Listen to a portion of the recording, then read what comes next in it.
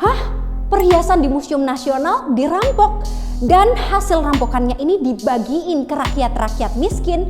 Emangnya yang nyuri itu Robin Hood ya? Bersama saya Anggi Puspariana, jurnalis Kompas.com. Jadi gini ceritanya. Perampokan di Museum Nasional ini terjadi di tahun 1963. Pelakunya bukan Robin Hood yang ada di film-film Onono, tapi Kusni Kasdut.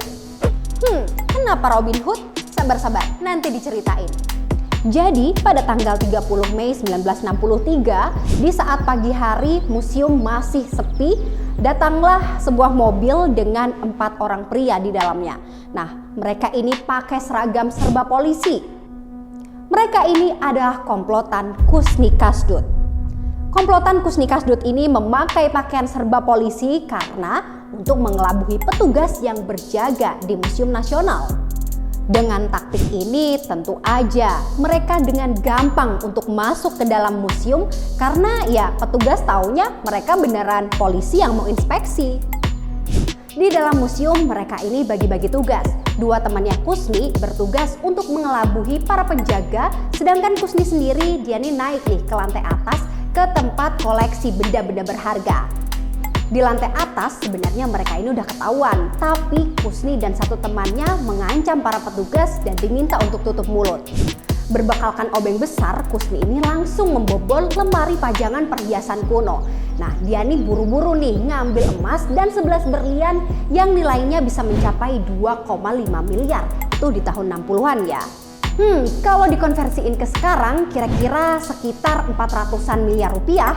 Saat itu sebenarnya ada penjaga yang udah curiga dan berteriak, tapi udah keburu ditusuk sama 2 temennya si Kusni. Dan ya, akhirnya misi perampokan mereka berhasil. Setelah sukses menjarah perhiasan di Museum Nasional, misi Kasdut selanjutnya adalah menjual hasil curian ini.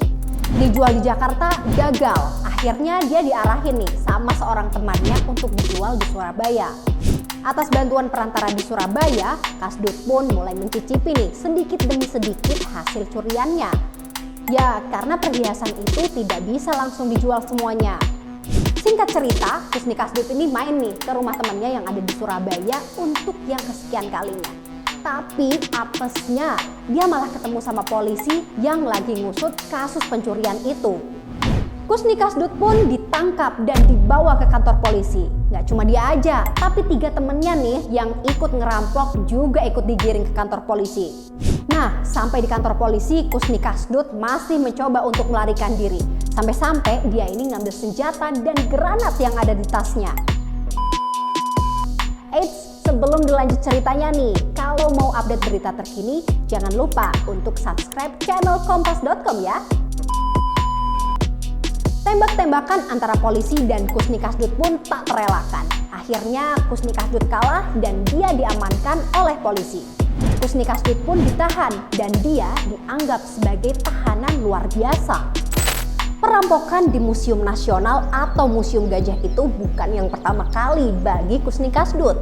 Kusni Kasdut bahkan udah dicap sebagai salah satu perampok legendaris berdarah dingin di Indonesia. Aksi pertama Kusni Kasdut di tahun 60-an yakni menculik seorang dokter. Kala itu dia minta tebusan sebesar Rp600.000. Dia ini juga pernah loh merencanakan untuk menculik Arab kaya raya di Indonesia yang bernama Ali Bajanet. Hari eksekusi tiba, ternyata rencananya gagal. Ketika akan diculik, Ali justru melawan. Pistol meletus tepat di jantung Ali. Ya, Ali pun langsung tewas di tempat. Kusni Kasdut bernama asli Waluyo. Masa kecilnya menyedihkan karena sudah akrab dengan kemiskinan. Kusni Kasdut ini pernah bergabung dengan Tentara Keamanan Rakyat atau Laskar Brigade Teratai di masa perjuangan. Di organisasi itu, Kusni berperan sebagai staf ekonomi atau lebih tepatnya sih pencari dana. Gimana caranya? Nah, kalian jangan kaget. Kusni Kasdut ini mencuri barang-barang berharga milik orang kaya untuk modal peperangan. Nah, sejak saat itu, Kusni akhirnya mengabdikan dirinya di Laskar Brigade Teratai. Namun, Kusni Kasdut ini harus menelan pil pahit. Pasalnya, usai adanya reorganisasi di tubuh tentara, Kusni Kasdut ini gak bisa nih masuk ke anggotaan TNI yang saat itu bernama APRIS. Nah, tentunya dia kecewa dong karena udah 4 tahun loh dia mengabdi untuk tanah air. Tapi dalam sekejap dia jadi orang susah.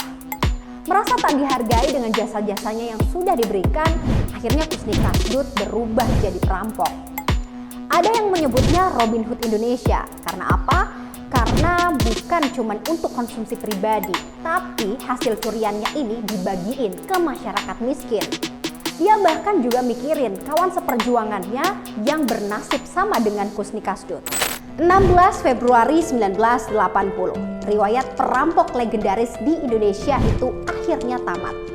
Tepat di umur 51 tahun, Kusni Kasdut dieksekusi mati oleh 12 orang regu tembak atas perbuatannya yang dianggap sudah tidak bisa ditolerir lagi. 9 jam sebelum proses eksekusi, Kusni Kasdut menghabiskan waktunya untuk makan bersama sang istri, anak, dan juga menantunya. Di jamuan terakhirnya ini, Kusni Kasdut makan capcay, mie, dan juga ayam goreng. 3 buah peluru di jantung dan 5 peluru lainnya yang bersarang di perut menjadi bukti eksekusi terhadap penjahat kambuhan itu telah dilaksanakan. Namun terlepas dari semua aksi jahatnya, Kusni Kasdut ini dicintai oleh rakyat miskin yang terpinggirkan atas semua kepeduliannya. Ya, itu tadi sepenggal cerita dari Kusni Kasdut. Kamu mau cerita apa lagi? Tulis di kolom komentar ya. Bye!